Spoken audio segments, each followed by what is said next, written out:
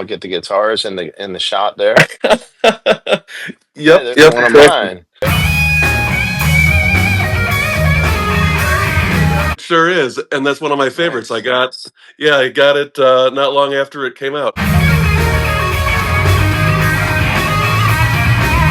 When I first saw that guitar, I forget exactly where it was, but I said, "Wow, that's a gorgeous Strat. I've never seen a Strat that gorgeous before." And then I saw the name on the headstock, and I'm like, "Well, holy shit!" No, No, I gotta thanks. have it. So, Thank you. I no, and agree. thank you. I think it's I think it's a stunning looking instrument. And then when you get the opportunity to play it and feel it and hear it, it's equally as impressive. So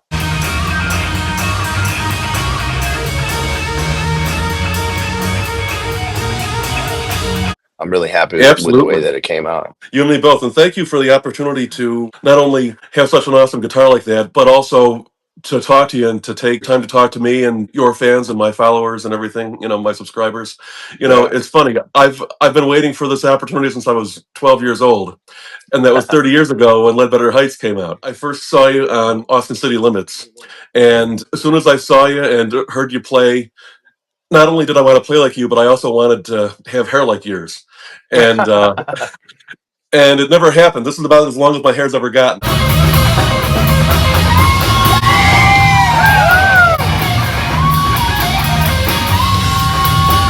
Let's jump right into the good deep stuff, I guess. Yeah. 30-year anniversary of your debut album, which really put you on the map from the time you were what, like 17, 18 when you recorded that? Is that right? Yeah, so I started writing it just after I signed my record deal when I was 16 and wrote it, over the course of probably the next year or so. Then I started recording it the last 3 months of my senior year in high school while I was still 17. And then I graduated high school, turned 18 in June, and the record came out that September. And here we are, 30 years later. That's so cool. Here we are. What was that like to have a record deal at 16? I mean, I'm 42. I haven't had one myself. So, Well, it was cool. I mean, I don't know. I feel like record deals, I feel like they were a little more significant back then than they are now, to be honest with you. There's so much that independent artists can do for themselves now that you didn't have the power or ability to do back then. Like you needed a record company because you didn't have the money to be able to record for yourself. You didn't have the connections to market yourself. You didn't have the tools to do so many things that now you can just do on a laptop or through social media. So it was pretty amazing. But none of my friends actually, most of my friends, the people that I knew at school, they didn't believe it. Like they thought I was just lying. And so it was kind of this really funny thing where I was going every week to go record this album for this major record label, and all the people at school thought I was lying about it until the record came out, and then they realized it was all true. that's really cool. I think the biggest amount of fame that I ever got in high school was like playing the junior variety show. I've got to tell you, I mean, I was such a fan. The internet was new to me back then and all that. We're talking about like 1996, 97, 98, and stuff, Hmm. and I was like on your message board every day on your website and all that stuff. Then when Trouble Is came out, and Slow Ride, that album felt like you had already grown so much in certain ways, but Yeah. I still just I was still listening to Ledbetter Heights so much. I'm not going to embarrass myself and try the riff from Born with a Broken Heart or something.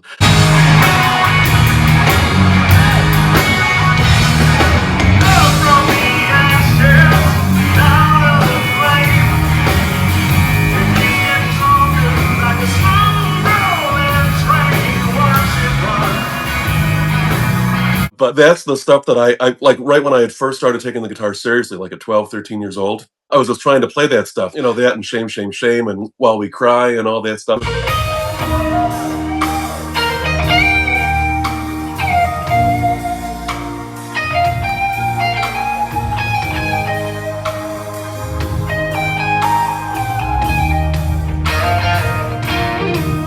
I guess that's my way of saying if anybody hasn't heard that, if anybody's been living under a rock for 30 years, you got to check out Ledbetter Heights. And not just the album, but you're starting to go out on tour now on the 30th anniversary tour. And I'm going to be seeing you when you're here in Tucson. in a Yeah. couple months. But I'm so glad that I could talk to you now. So it's toward the beginning of the tour. Tell me and everybody about the tour. So the tour started, we kicked it off in Texas. We started with Dallas, Austin, and Houston.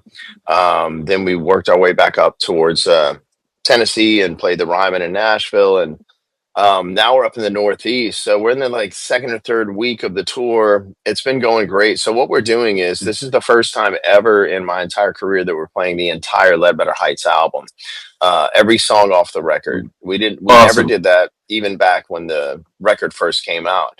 So, and there's a few of these songs like While We Cry has been in and out of the set list over the past 30 years. Deja Voodoo, Born with a Broken Heart, and then to a much lesser degree Aberdeen.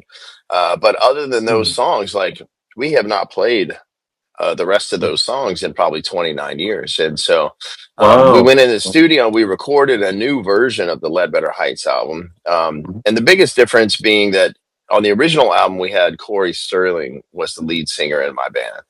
And Yep. Corey, after that, we did that record and did the tour. By the end of that tour, when we were getting ready to go and record the second album, Trouble Is, we had a parting of the ways. And then we started looking for a new singer. And that's when we found Noah Hunt. And then Noah And joined my Noah, band. yeah.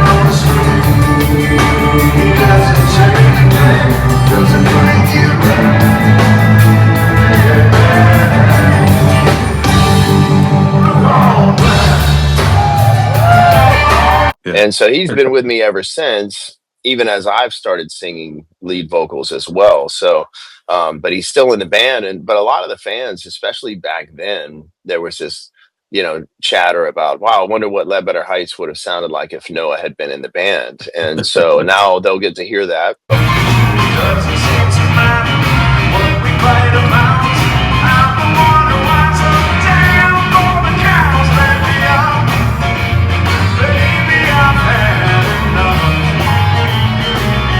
It also gave us an opportunity to get really intimately reacquainted with these songs that we haven't played in a long time. And so we recorded the new version. It'll come out in May. And Awesome. Awesome. so we're playing all these songs live, and then we're doing a collection of other songs after that, from different records that we've put out over the past 30 years, because we've been making new music the whole time.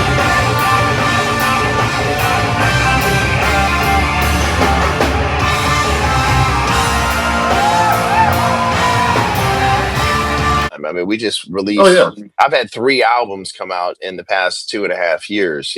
We had Dirt on My Diamonds, Volume 1 and Volume One 2, and and then I two. did, Yep. Young Fashioned Ways with 92-year-old blues legend Bobby Rush. So Which I we're love work, that.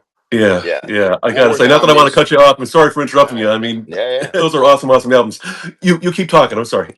No, it's good.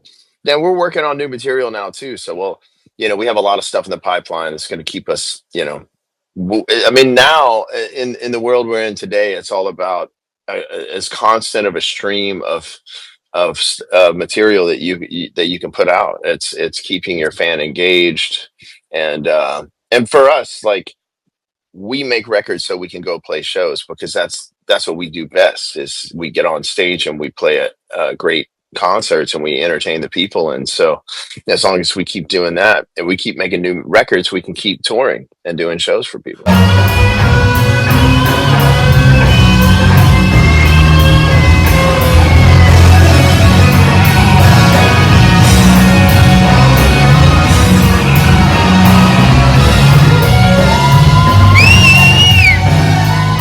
You mentioned that way back when Trouble Is came out and Noah joined the band and stuff. Um, Mhm. there was a lot of chatter about what would Ledbetter Heights have sounded like if Noah had been on the record instead of Corey and stuff. Right. And I understand. I think Corey just passed away recently, like a year ago or something like that. I believe, right?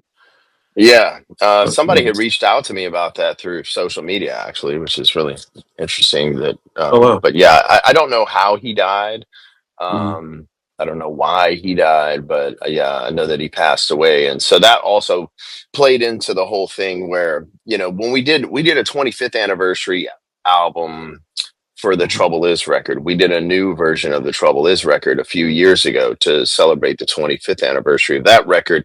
But we had all the people in the studio. The only person we didn't Mm. have in the studio that was Tommy Shannon on bass. But everyone Oh, else, we had the entire team of musicians and producer and everything in the studio to make the new version of Trouble Is. So we basically, then it became, oh, I want to recreate this record. Um, and so we basically did a pretty faithful recreation of the Trouble Is record. Well, for the Ledbetter Heights album, that was never going to be possible. We didn't have the only two original people that played on the new version of Ledbetter Heights is me and Chris Layton from Double Trouble.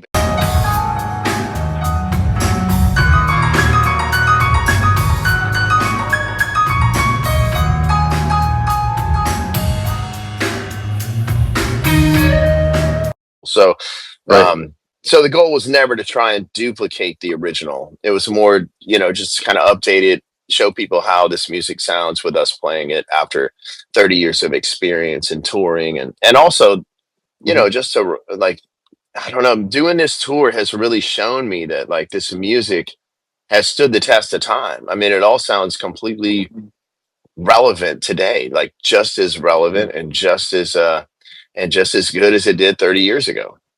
They're timeless, timeless songs. You're playing as time. It's funny because for anybody who's followed your career and heard the newer records and stuff, you can see the evolution of your playing because somehow you're one of those people that just keeps getting better and better and better. But your playing was phenomenal on Ledbetter Heights 30 years ago. And so I can't wait to hear what you're doing on the new Ledbetter Heights. I was one of those people on the message board. If you've got an archive on the message board, I forget what my 13-year-old handle was or something back then, but I was one of those people saying, what would Ledbetter Heights have sounded like if Noah had sung on it? So that's super exciting that all this is going on now. What was it like as a teenager, and what's it like now still to play with guys like Chris Layton and Tommy Shannon? And for anybody that doesn't know, Tommy Shannon didn't just play in Double Trouble. He also played with Johnny Winter back in the 60s and 70s. And I Yeah. mean, what is it like to be with musicians like that have seen so much and seen it all and done it all, you know? Well, it's amazing. I mean, I've been very fortunate through my entire career to have played with some of my biggest heroes, um, share the stage with them, make music with them, record albums with them. So, on the first album, Chris Layton played drums from Double Trouble, right?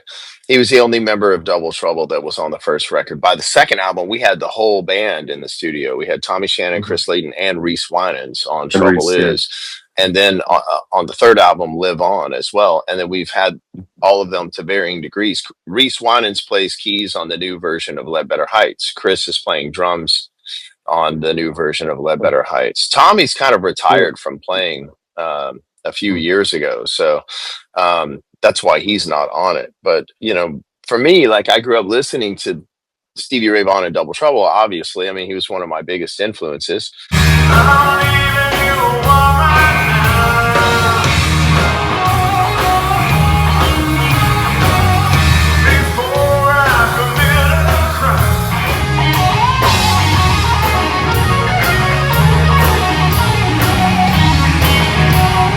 And so when I got the opportunity to play with those guys, it was really interesting because like my style of playing was a lot of it, especially in the early days, was built around playing along with their records. So like it just fit like naturally. Like Uh-huh.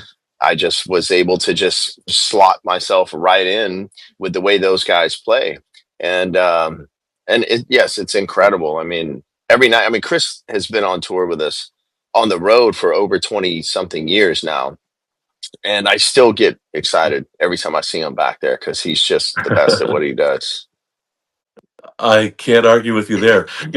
One of the coolest things in my young life was when I was about 20, 21 or whatever. I got to meet and talk to Reese Wynans for a little while because my dad knew Leroy Parnell and a bunch of the wonderful people at Gibson. And Leroy was a Gibson artist at the time and everything. He had the world's lightest non-chambered Les Paul, actually, and my dad always wanted it, but Leroy would never Oh, sell it to him or give it to him. But Reese was touring at the time with Leroy, so yeah. we got to spend some time together and everything. And I mean, Reese is like, at least to me, he seemed like the nicest human being you could ever meet. And I just to be able to tour with somebody who's so talented, and every time he plays, you just know it's him. He's got such a unique Yeah. style on the organ and on the piano. He's just, you know, he's just the total package. He's been with Bonamassa for a long time, and I grew up about an hour and 10 minutes away from Bonamassa. So I guess Reese has retired now. Is he coming out on the tour with Uh, you at all, or what's No, happening for that? no, no. He's not. I think he's not retired from playing, but I think he's kind of Oh, retired from being on the road full time. So okay. I'm actually going into the studio next week to do a recording session, and he's going to be in there with us for that. So he's still very much playing music. Oh, I think cool. Cool. maybe the Cool. road was just getting a little, I don't know, too much. He's got to be about probably 80 or something. I would say now, right? Or 75 or Somebody's, 80, I don't know his something around age. those. I don't know his exact age, but I think somebody told me yesterday they thought he was 76. So, but Oh, okay, and man, so around I that, mean, you know. look, I mean, I was on the road all year last year with Bobby Rush, and Bobby Rush is 92 years old, and that man is killing it. You know what I'm saying? Like he's up there and he's jumping around and singing and running all over the place, and he's 92. So, you just never know. It's different for everybody. Everybody ages at a different pace, and you know, um, all musicians kind of sooner or later, I think if you live long enough, you kind of, I don't know, some guys just go all the way through until the day that they die, and others kind of like go, man, it's time for me to hang it up and just spend some time at home. So everybody's Well, and that path makes is sense. different. Yep, so that makes sense. And I'm so glad that you haven't hung it up even a little bit. It seems like you've always got a guitar in your hands. You're doing a lot, I've seen, for the Keeping the Blues Alive organization and stuff like that. What is your take on the blues today, and how to keep it going and advance this beautiful art form, this like raw American art form? Well, I think that my band from day one was like not a traditional blues band. Like we kind of straddled the worlds of blues and rock.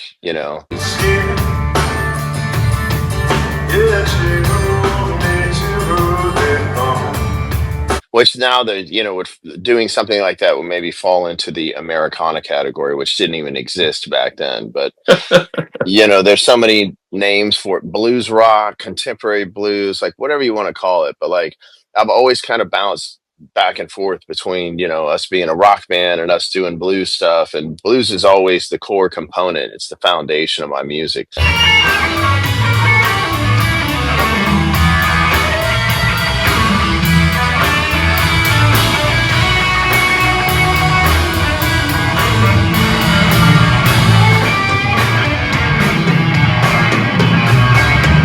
So over the years, just the term blues guitar player has just been so associated with me and what I do that nowadays everybody like sees the Kenny Wayne Shepherd band and they think, oh, they're a blues band. But we've always been more than just a blues band. But that's always been my intention, was to try and take blues music and try and like write songs that brought a little something new to the table that would help usher it into the current era of music, and try and make it something that people outside of blues music would be drawn to, so that then we can pull them into the world of blues music and turn them on to all these other incredible artists that do blues music.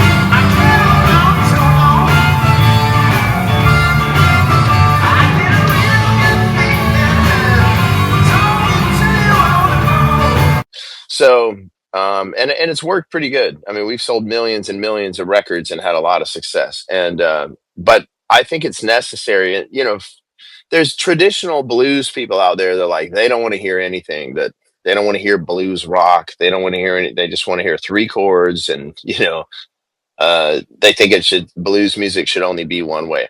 There's Yeah. still though there's a lot of people that there's even younger artists that are coming up and they're totally respecting the traditional art form of blues music, and so those people will continue the lineage of the craft of traditional blues music, along with all the records that we have of all these artists that have come along before us.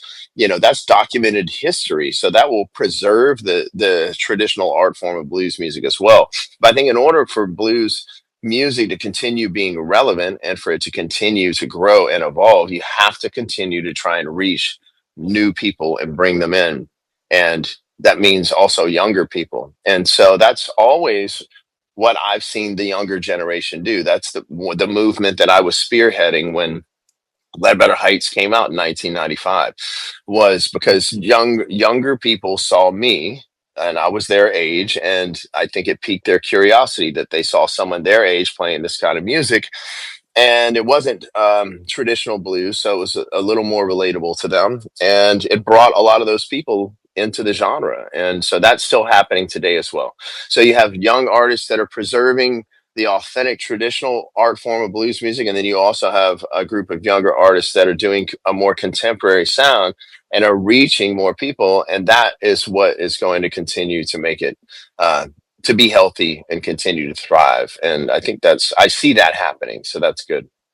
Well, it sure worked for me. You did that with me. I mean, I'm proof positive that that what you did back then worked because you really got me into the blues. I got my first Stratocaster at 6 years old, and I played Johnny Be Good because that's my name, and that was like the one song that I knew how to play for like 6 or 7 years or whatever. Then when I was 12 and I started to take it seriously, it's like, wow, I see you on Austin City Limits, and then it just sort of like, whew, just goes like that for me into the Yeah. blues, and Yeah. I started realizing, even as a kid, everything I'm listening to, it's all based in this old blues music, That's right. and it was such a revelation for me at the time. Now it feels like secondhand, but for anybody who hasn't experienced that before, you got to check out not just Kenny's stuff, obviously, and you've got an amazing catalog of music. Really, really exciting stuff. And you mentioned a couple of the more recent albums, but you got what, about like 20 albums or so of like really, really like juicy stuff, tasty, tasty stuff. And Thanks. and whatever you call it, if you call it Americana, if you call it blues rock, if you call it, you know, KWS Supreme, whatever you want to call it, Right. it's just good music. So I mean Yeah. that's the whole point, I think, and an awesome guitar playing, of course, too. Thank You you. know,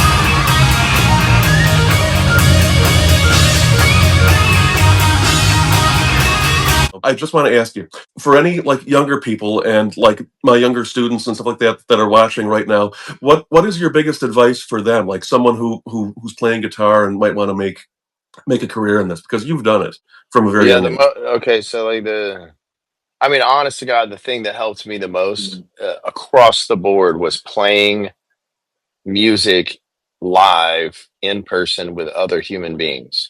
Mm. Like, you're gonna sit at home and you can learn like music playing along with yourself and playing along with the internet and YouTube videos and stuff. Like, that's only going to get you so far. Like it honestly, like, you can learn a lot and you can get a lot of skill and all that stuff, but like everything is different when you're playing with other people. You know, everything when you're playing with a video online, it's like it's pre ordained, it's like all mapped out already. There's no variables. Like, it's going to be the same every single time you play along with that video or that song.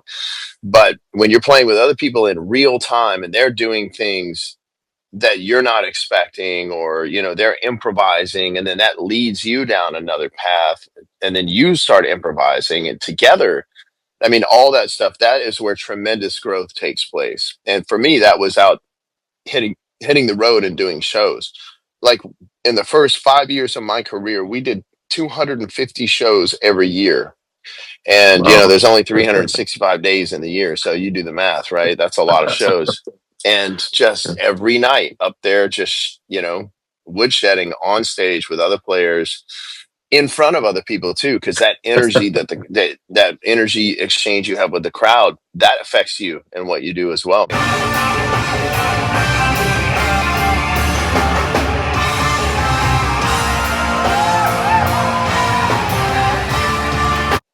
there's no substitute for that. That's real life experience, and that there's nothing that I can say that will get you uh, more on top of your game than that. It will take where if you feel like you've plateaued, that's going to take you to the next level. That makes total sense, and that is sage wisdom from one of my favorite guitar players. He should be one of your favorite guitar players too, if he's not already. And I know he is because a lot of people asked for this interview. And I just want to thank you so much for all your time. Thank you for all the music and all the inspiration for me and so Thank you. many others, Kenny. I'll put links in the description to this video to all of Kenny's stuff, his Spotify, his website, all that, tour info. So check all that out. If you get a chance to see him on the road, guys, you got to take this opportunity.